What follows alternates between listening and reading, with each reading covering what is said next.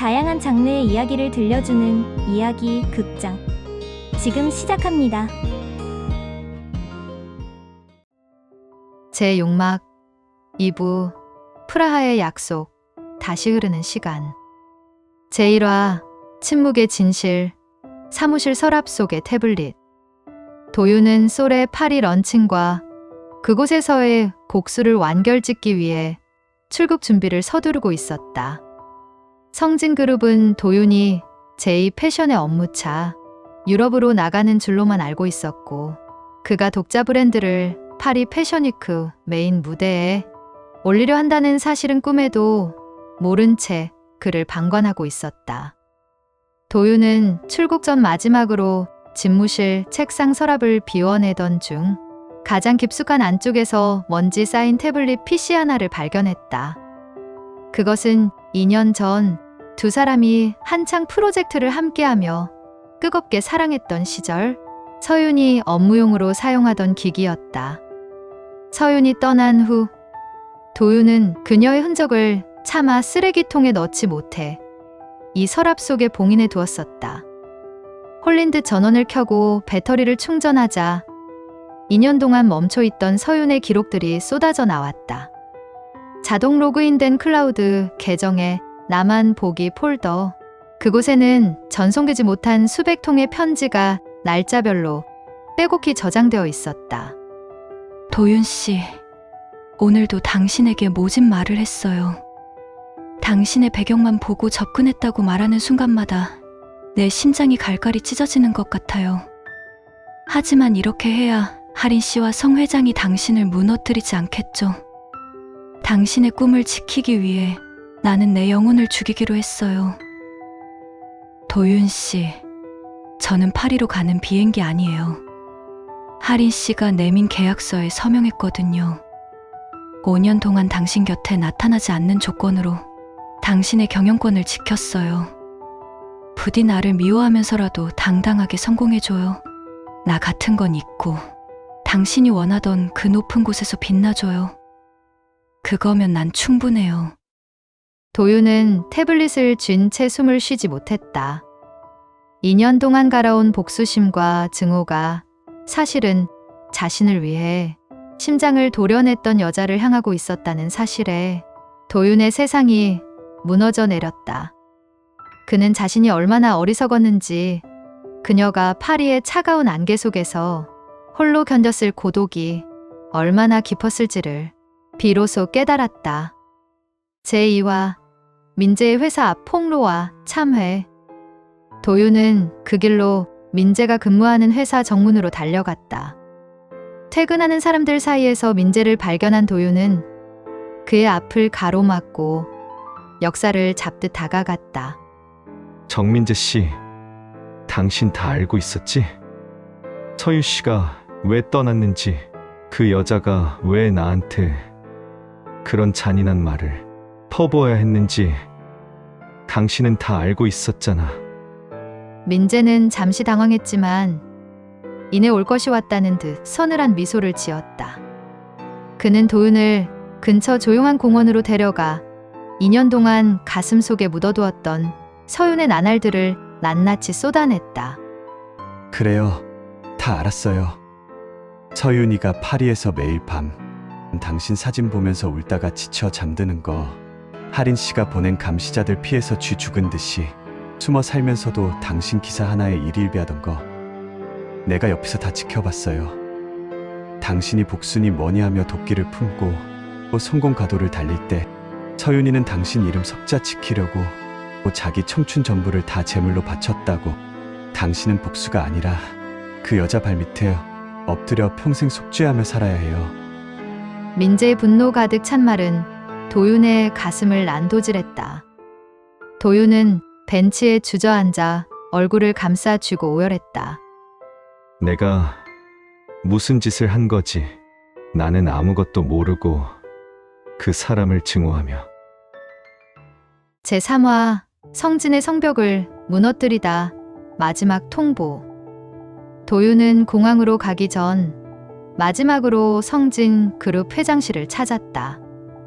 도윤의 파리 계획을 전혀 모르는 성 회장과 하리는 평소처럼 오만한 태도로 그를 맞이했다. 출국 준비는 다 됐나? 파리 지사 건은 할인이랑 같이 조율해서. 아니요. 전 오늘부로 성진과 J패션의 모든 권한을 포기합니다. 여기 사직서와 지분 포기 각서입니다. 도윤이 내던진 서류의 할인의 얼굴이 하얗게 질렸다. 도윤 오빠, 갑자기 이게 무슨... 성 회장님, 할인 씨, 당신들이 쌓아 올린 이 추악한 성벽, 이제 당신들끼리 지키세요. 난 더 이상 당신들이 준 가짜 날개로 날지 않을 겁니다. 서윤 씨를 협박해서 내 곁에서 떼어놓은 대가로 얻은 이 모든 것들, 이제 진저리가 납니다. 다 포기할 테니 이제 서로 볼 일 없을 겁니다. 할인이 붙잡으려 했지만 도윤은 뒤도 돌아보지 않고 회장실을 나섰다. 그에게 남은 것은 오직 서윤에 대한 사랑과 늦어버린 속죄뿐이었다. 제사와 민재의 처절한 고백 20년의 끝자락에서 도윤보다 먼저 파리에 도착한 민재는 곧바로 서윤과 연락하여 파리의 한 카페에서 서윤을 만났다. 그는 도윤이 진실을 알았고 곧 이곳 서윤에게 올 것임을 직감하고 있었다.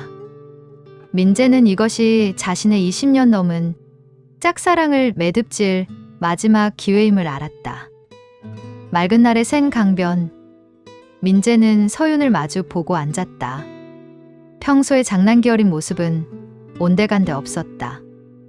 민재는 떨리는 목소리로 말했다. 서윤아, 초등학생 때 너 처음 만난 날부터 지금까지 단 한순간도 너 말고 다른 사람 마음에 품어본 적 없어. 네가 권도윤 그 사람 때문에 울고 웃을 때 난 네 뒷모습 보면서 내 마음 깎아내며 버텼어. 파리에서 보낸 지난 2년, 네가 그 지옥 같은 시간을 견디는 걸 보면서 내가 얼마나 무력했는지 알아? 나 이제 더는 친구 노릇 못하겠다. 민재의 눈에 이슬이 맺혔다. 그의 목소리는 애처로울 정도로 떨리고 있었다. 서윤아, 단 한 번만이라도 나를 소꿉친구가 아니라 남자로 봐주면 안 될까? 내가 네 방패가 되어줄게. 네가 도윤 씨를 위해 희생했던 그 시간들 얘가 평생에 걸쳐서 다 보상해줄게. 나한테 와줘, 서윤아. 제발 내 마지막 순간까지 옆에 있는 게 너였으면 좋겠어. 민재의 처절한 고백은 서윤의 가슴을 울렸다. 하지만 서윤은 눈물을 흘리며 고개를 저었다. 민재야, 고마워. 그리고 정말 미안해. 내 심장은 3년 전 프라하에서 도윤 씨를 만난 순간부터 내 것이 아니었어. 네 사랑을 받기엔 내 마음이 너무 날고해졌어. 민재는 씁쓸하게 웃으며 주머니 속 반지를 어루만졌다. 알고 있었어. 네가 이럴 거. 그래도 말하고 싶었어. 그래야 나도 속 시원하게 널 보내줄 수 있을 것 같아서. 제5화 민재의 결단, 그리고 재회. 민재는 카페를 나와 파리에 이제 막 도착했을 도윤에게 전화를 걸었다.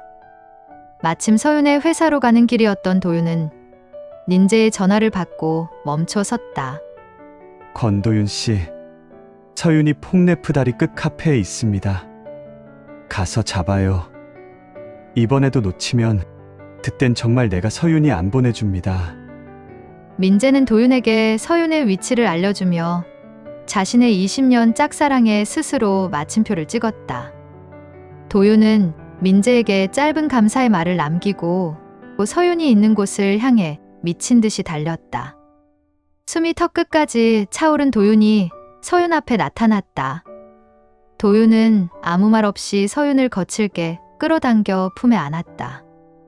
그 품에는 인연의 그리움과 미안함, 그리고 다시는 놓지 않겠다는 결연함이 담겨 있었다. 미안해요, 서윤 씨. 너무 늦게 알아서 당신 혼자 그 지옥에 둬서 이해하네. 나 다 버리고 왔어요. 그냥 당신 하나만 보고 달려온 권도윤입니다. 이제 당신이 희생할 필요 없어요. 그러니까 이제 제발 도망치지 마요. 내 옆에 있어줘요. 서윤은 도윤의 품 안에서 2년 동안 참아왔던 오열을 터뜨렸다. 도윤의 품은 2년 전보다 훨씬 단단하고 뜨거웠다. 3년 전 봄에 시작되어 2년 전 겨울에 멈췄던 그들의 시간이 파리의 봄 햇살 아래에서 비로소 다시 흐르기 시작했다.